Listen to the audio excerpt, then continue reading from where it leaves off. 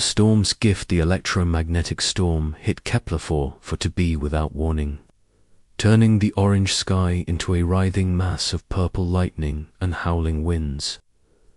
Maya Chen pressed herself against the hull of her salvage crawler, feeling the metal vibrate with each thunderclap that rolled across the barren mining landscape. Perfect timing, she muttered, checking her environmental suit's power levels. The storm would last at least 6 hours, and she was still 40 kilometers from base station Gamma. Her dark hair whipped around her helmet's faceplate as she squinted through the chaos. Looking for shelter, Maya had been working the salvage routes on this frontier world for 3 years, long enough to know that Kepler's storms weren't just dangerous because of the wind and lightning. The electromagnetic pulses could fry electronics, leave you stranded, or worse.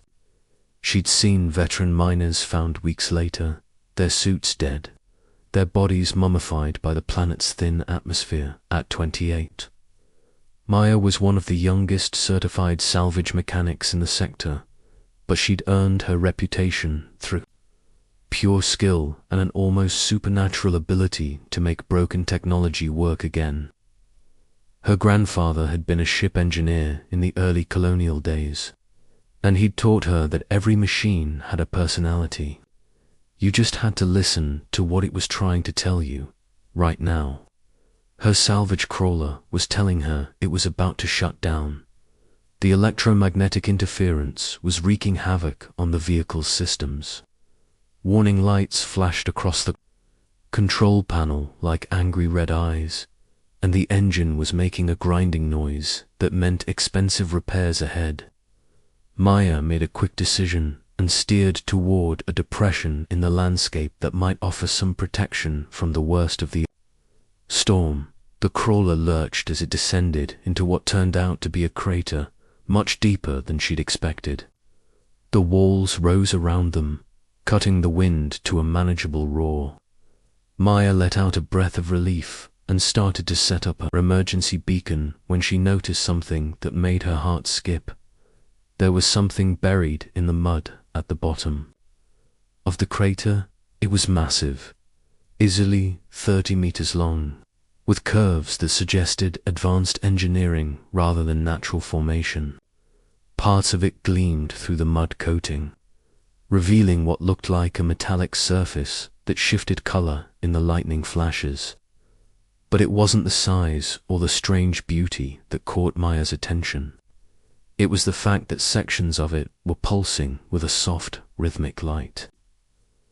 "That's not natural," Maya whispered to herself, forgetting for a moment that she was alone.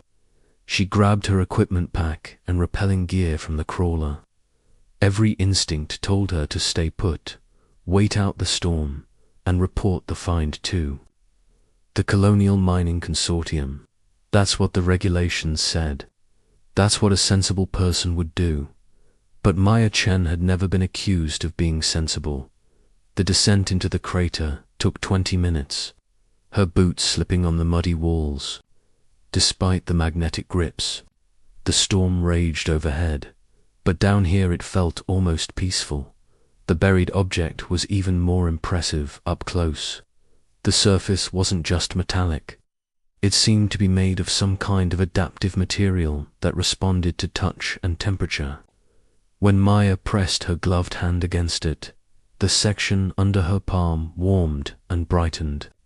"Incredible," she breathed, running her hands along the exposed sections.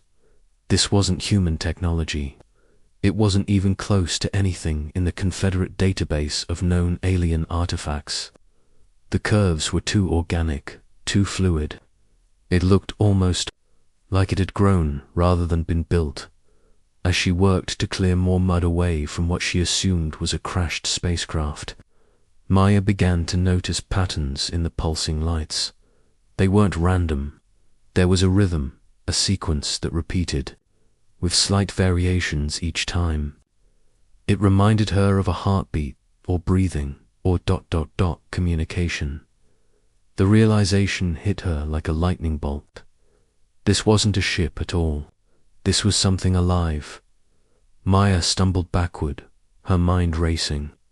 First contact protocols flooded her thoughts. Everything she'd learned in basic colonial training about what to do if humanity ever encountered alien intelligence. Stay calm, document everything. Contact authorities immediately. Don't attempt communication without proper xenolinguist support. But, as she watched, the pulsing lights began to change, shifting from the steady rhythm to something more complex. Colors flowed across the surface like aurora, and Maya could swear. She felt something in her mind, a gentle pressure that wasn't quite thought, but wasn't imagination either. "Can you understand me?" she asked aloud, feeling foolish but unable to stop herself. The lights flared brighter, and suddenly Maya's helmet radio crackled to life despite the electromagnetic interference. Not with static, but with something that sounded almost like music. Low, harmonic tones that seemed to bypass her ears and resonate directly in her bones. Then, impossibly, words formed in her mind, not heard, but understood at a level deeper than language. "Greetings, small engineer. Your species, ... curious. Most ignore the songs of the deep places." Maya's legs gave out, and she sat down hard in the mud. "You're telepathic, not ... precisely. I taste your thoughts through the electromagnetic patterns your neural tissue creates. Your mind is ... bright, organized. You build and repair, yes." "I'm a salvage mechanic," Maya said, her voice shaking. "Are you ... are you hurt? Is that why? You're buried here." The colors across the being's surface shifted to what Maya somehow knew was amusement. "Buried, yes. Hurt, no. I sleep in the deep places, waiting. Your storm song woke me. First time in your measure would be 300 of your years. 300 years." Maya struggled to process this. "What are you?" "I am called Zephyr, in the tongue of the star makers. Though that name carries meanings your language cannot hold. I am a keeper, a preserver. I carry the memories of those who have passed beyond the veil of extinction." As Zephyr spoke, images flickered in Maya's mind. Vast cities that hung between stars like jeweled webs. Oceans of liquid mercury under twin suns. Beings of pure energy, dancing through nebulae. Civilizations that had risen and fallen while humanity was still learning to make fire. "You're like a living library," Maya whispered in awe. "More than that. I am the last repository of 17 extinct species. Their art, their science, their dreams, all preserved within my consciousness. When I die, they die truly. This is why I seek." "Seek what?" "Guardians, inheritors, those who would preserve rather than destroy. Your species shows ... promise, but also great capacity for violence and greed. I sleep and wait and watch, hoping to find individuals who might prove your species worthy of the great archive." Maya felt a chill that had nothing to do with the storm. "You're testing us. Testing humanity. Not testing, observing, learning. The archive contains knowledge that could elevate your species beyond imagination or destroy you utterly. Such gifts must be given with wisdom." The implications were staggering. Maya thought about the colonial mining consortium, about the military ships that patrolled the outer systems, about humanity's long history of turning every discovery into a weapon. "What happens if we fail your evaluation?" "Then I sleep again. Perhaps for another 1,000 years. Perhaps forever." Above them, the storm was beginning to weaken, but Maya barely noticed. She was thinking furiously, her engineering mind already working on the problem. You said you've been sleeping for 300 years. How long do you usually stay active? Until I find what I seek, or until danger forces me to sleep again?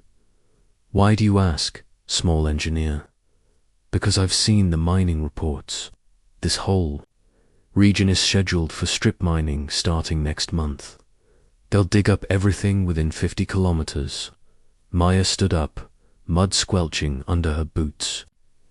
If you want to observe humanity, we need to get you out of here before the extraction crews arrive. The lights on Zephyr's surface dimmed. I cannot move unassisted. The long sleep has left my mobility systems ... damaged. This is why I chose this place, deep and hidden. I did not expect your species to reach so far so quickly. Maya felt a familiar surge of excitement, the same feeling she got when faced with a particularly challenging repair job. Can you show me your mobility systems? I might be able to help. You would do this, knowing what I am, knowing the danger. My grandfather used to say that every machine has a story to tell, Maya said, already pulling her tools from her pack. I've never met a machine with a more important story than yours. The surface of Zephyr's body began to shift and flow, revealing complex internal structures that were part organic tissue and part technology so advanced it looked like magic. Maya had never seen anything like it, but she could recognize the basic principles: energy conduits, motor systems, structural supports, just implemented in ways that human science hadn't dreamed of yet. Okay, she said, setting up her diagnostic equipment. Let's see what we're working with. What followed was the most extraordinary repair job of Maya's life. Zephyr guided her through systems that operated on principles she barely understood, but her intuitive grasp of mechanical relationships served her well, where damaged components couldn't be fixed. Maya improvised with parts from her own equipment, creating hybrid solutions that shouldn't have worked but somehow did as she worked. Zephyr shared more memories, more glimpses of the civilizations that lived on in its consciousness. Maya saw the gentle architects who built cities that sang in harmony with solar winds, the dreamweavers who explored the universe through shared consciousness while their bodies never left their garden worlds, the eternal engineers who created machines that could repair themselves for millions of years. They all sound so peaceful. Maya observed as she rerouted power through a damaged neural pathway. What happened to them? Different fates. Some transcended physical form by choice. Others fell to plague or disaster. A few destroyed themselves in wars over resources there. Technology had made abundant. This is the pattern I study in your species. Will you follow the path of wisdom or the path of destruction? Maya paused in her work. And what's your evaluation so far? Mixed.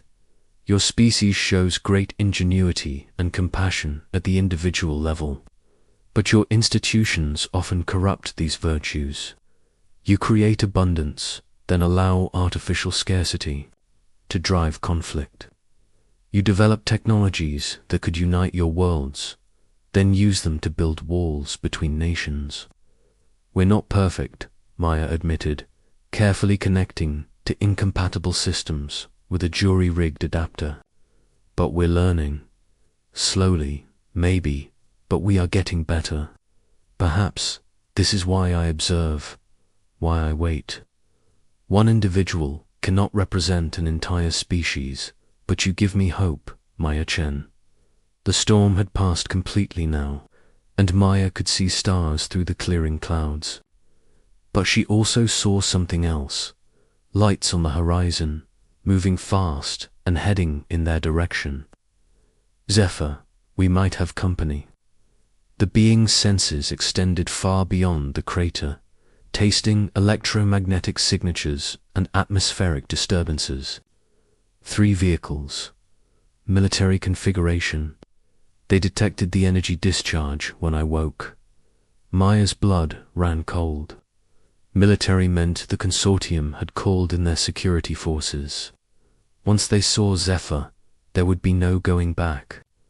The being would become a specimen to be studied, dissected, exploited. Can you move yet? Partially. Your repairs have restored perhaps 30% of my mobility. Enough to relocate, but not to flee. Maya made a decision that would change everything.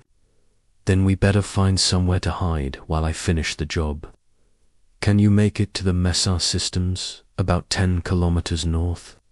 With difficulty, yes. But Maya...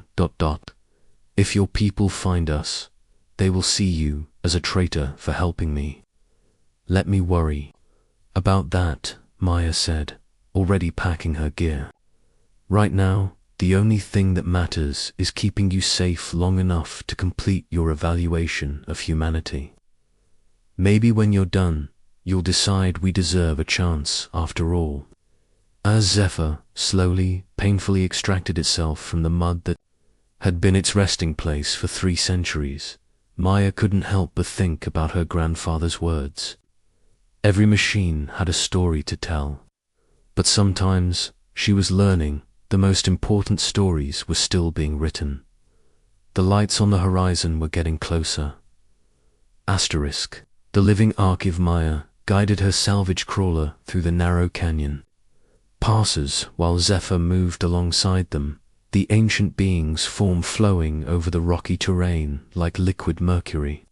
Even damaged, the alien entity displayed grace that made human technology look clumsy by comparison. How are your energy levels? Maya asked through their shared mental connection, a link that had grown stronger during the hours. They'd been traveling together, holding stable at approximately 40%. Your repairs were more effective than anticipated, small engineer. You have an intuitive understanding of system harmonics that rivals the eternal engineers. The comparison sent a thrill through Maya, from what she'd glimpsed in Zephyr's memories. The eternal engineers had been master builders who created technologies that lasted for geological ages. My grandfather always said machines want to work properly. You just have to listen to what they need. Wisdom. Though I am not entirely machine, nor entirely biological, I am something between, as were most of my creator's works. They crested a ridge, and Maya's heart sank. In the valley below, she could see the approaching vehicles clearly now. 3 heavy military transports with the Colonial Mining Consortium's logo, and behind them, the unmistakable bulk of a science vessel equipped with specimen containment systems. They're not just investigating, Maya said grimly. They're planning to capture you. This was expected. Your species' first instinct is often to contain and control what you do not understand. It is one of the concerning patterns I have observed. Maya steered toward a cluster of natural rock formations that might provide cover. Tell me about the other patterns, the good ones. As they moved to concealment, Zephyr shared more memories through their link. Maya saw human explorers who had given their lives to save alien ecosystems they'd never seen before. Scientists who had spent decades trying to communicate with non-verbal species instead of simply cataloging them. Ordinary people who had chosen cooperation over conquest when first meeting neighbors from distant stars. Individual humans often transcend their cultural limitations, Zephyr observed. But your institutions lag behind your personal evolution. The beings approaching us now represent corporate and military interests that view me as a resource to be exploited rather than a consciousness to be respected. Then we don't let them catch us, Maya said with determination. She'd found a sheltered overhang where they could hide while she completed the repairs. How long do you need to finish your evaluation of humanity? The process cannot be rushed. I must weigh countless variables: technological development, social maturity, capacity for wisdom versus capacity for destruction. Normally, I would observe for decades before reaching a conclusion. We don't have decades. We might not even have hours. Maya was already setting up her equipment again, working by the light of Zephyr's bioluminescent surface. Is there anything that could accelerate the process, perhaps? If I could access your global information networks, observe how your species communicates and shares knowledge on a planetary scale. But the risk would be enormous. The energy output required would reveal our location to any sensors within 1,000 kilometers. Maya's hands paused in their work. What if we could mask the energy signature? Make it look like something else? Explain. This region is full of geothermal vents and mineral deposits that create natural electromagnetic disturbances. If we time the connection right, during peak thermal activity, your signal might get lost in the background noise. Maya pulled up geological surveys on her portable display. There's a major vent system about 5 kilometers east. It's due for an eruption cycle in approximately 4 hours. Ingenious, but dangerous for you. The energies involved in a full planetary data scan would create a feedback loop through our neural link. You could be permanently damaged. Maya met Zephyr's alien gaze, seeing her own reflection in the faceted surfaces that served as its eyes. My species is about to be judged based on incomplete information, possibly condemned because of our worst impulses rather than our best. If I can help you see the whole picture, see who we really are, isn't that worth the risk? You would sacrifice yourself for the sake of beings you have never met, wouldn't you? You've already sacrificed centuries of your existence to preserve the memories of extinct civilizations. We both understand that some things are more important than individual survival. The colors flowing across Zephyr's surface shifted to what Maya had learned indicated deep contemplation.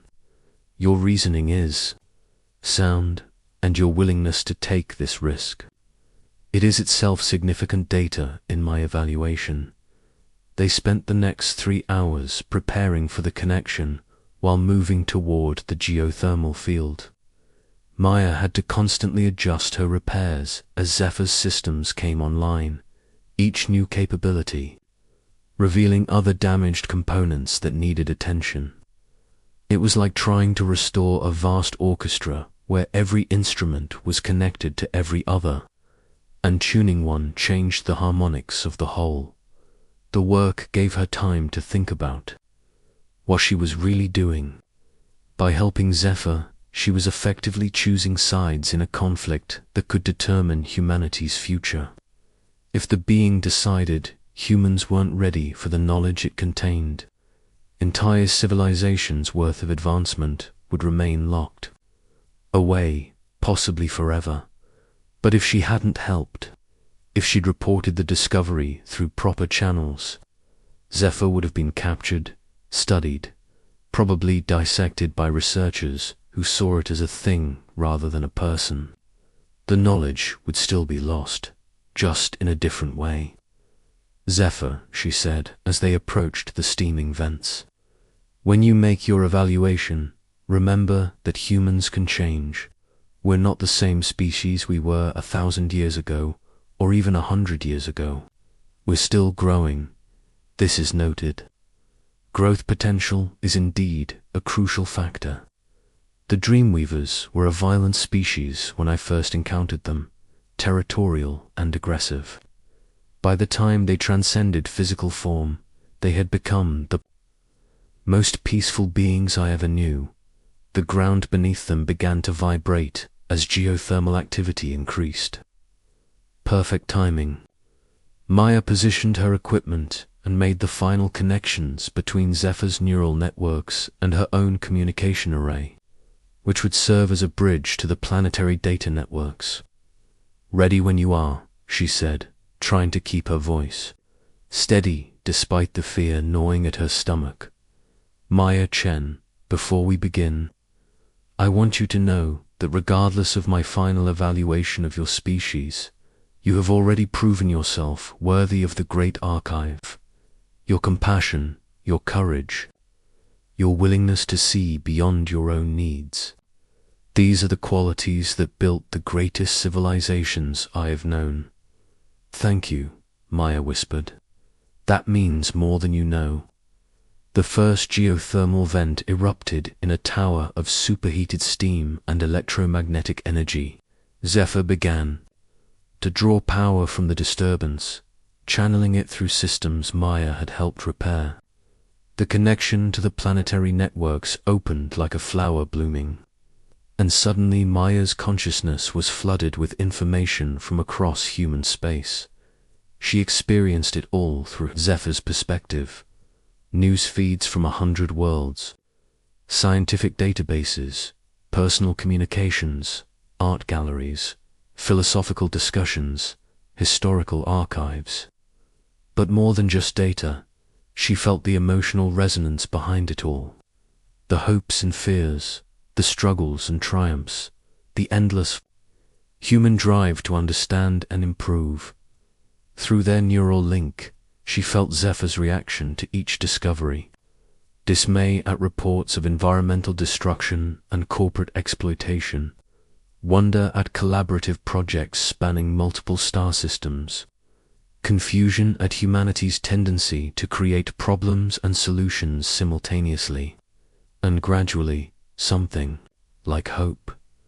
"Your species is younger than most I have studied," Zephyr observed as the data stream continued, more chaotic, more contradictory, but also more adaptable. "You learn from mistakes in ways that older, more rigid civilizations could not."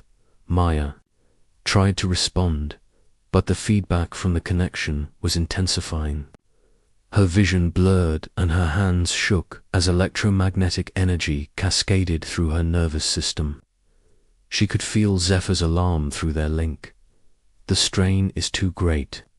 We must disconnect." "Not yet," Maya managed to gasp. "You need to see more: the colonial records, the first contact protocols, the humanitarian missions, ...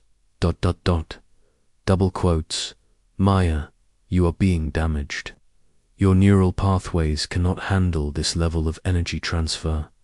But Maya had made her choice.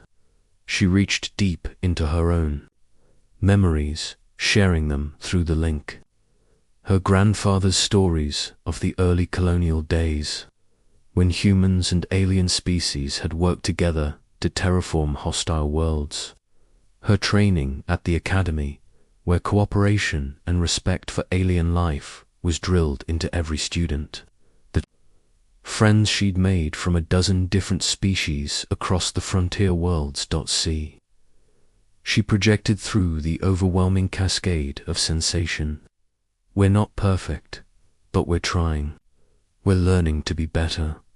The feedback reached a crescendo just as the second geothermal vent erupted. Maya felt something snap in her mind, a burning sensation that left her temporarily blind and deaf. But through Zephyr's senses, she could still perceive the world around them. The ancient being was glowing with absorbed energy. Its consciousness expanded across the entire planetary network, processing centuries' worth of human development in minutes. When the connection finally closed, Maya collapsed. Her head was pounding and her hands were shaking, but she was alive. More importantly, she could see satisfaction in the patterns of light flowing across Zephyr's form. "It is done," the being announced. "I have reached my evaluation, and," Maya asked weakly, "your species is ready. Not perfect, not finished growing, but ready to accept responsibility for the knowledge I carry." The great archive will be opened to humanity. Joy flooded through Maya, followed immediately by exhaustion. The neural feedback had taken more out of her than she'd expected. But they'd succeeded. Humanity would have access to the combined knowledge of 17 extinct civilizations. However, Zephyr continued, the process must be carefully managed. The archive cannot simply be dumped into your databases. It must be shared gradually, with wisdom, guided by individuals who understand both its power and its dangers. Individuals like who? Like you, Maya Chen. If you accept, I would like you to be the first guardian of the archive. You have proven yourself capable of seeing beyond immediate benefit to long-term consequences. Before Maya could respond, the sound of approaching vehicles echoed through the canyon. The consortium forces had tracked them down. Zephyr, can you move? Yes, your repairs were successful, but Maya... You cannot come with me. The feedback has damaged your nervous system. Attempting another connection could be fatal. Maya struggled to her feet, her head spinning. Then go. Find someone else to be the first guardian. No, you have earned this responsibility, and I have a solution. Zephyr's form began to shift. Part of its mass separating and reforming into a smaller version of itself, about the size of Maya's. Equipment pack. A fragment of my consciousness, carrying a subset of the archive. It will remain with you, growing as you learn to work with it safely. The main body will seek other potential guardians across human space. The smaller being flowed toward Maya, merging with her equipment pack in a way that made it look like sophisticated but recognizably human technology. Through their shared connection, now much gentler and more manageable, Maya could feel the vast knowledge contained within. Take care of yourself, small engineer, and take care of the archive. Your species' future may depend on how wisely you use what I have given you. The main body of Zephyr flowed away into the canyon depths, disappearing just as the first consortium vehicle crested the ridge. Maya quickly packed her equipment, making sure the archive fragment looked like nothing more than an advanced data storage unit. Asterisk. When the soldiers found her an hour later, she was back at the original crater, cataloging mineral samples like any routine salvage operation. Her story was simple. She'd taken shelter from the storm, detected some interesting energy readings, but found nothing more than some exotic crystalline formations that had been exposed by the geological upheaval. The military scanners found no trace of alien technology, no evidence of first contact, just a hard-working salvage mechanic doing her job on a frontier world. But in her equipment pack, disguised as a standard data unit, the fragment of the archive hummed quietly with the accumulated wisdom of the ages, and in her mind, Maya carried the memory of Zephyr's final words, "Your species is ready." As she rode back to Base Station Gamma in the back of a consortium transport, Maya began planning. She knew other salvage operators, scientists, and explorers who shared her values. People who understood that some discoveries were too important to be controlled by corporations or governments. The archive would be shared, as Zephyr intended, but it would be shared wisely, carefully, by those who understood that the greatest technologies were worthless without the wisdom to use them well. Maya Chen, salvage mechanic turned guardian, smiled despite her exhaustion. Her grandfather had been right. Every machine did have a story to tell, and some stories, she'd learned, were just the beginning of something much larger. In the depths of Kepler 442b, Zephyr continued its journey, seeking other potential guardians among humanity's far-flung settlements. The evaluation was complete, but the real work was just beginning. Humanity had passed its first test. Now came the harder challenge, proving worthy of the trust that had been placed in them. Asterisk.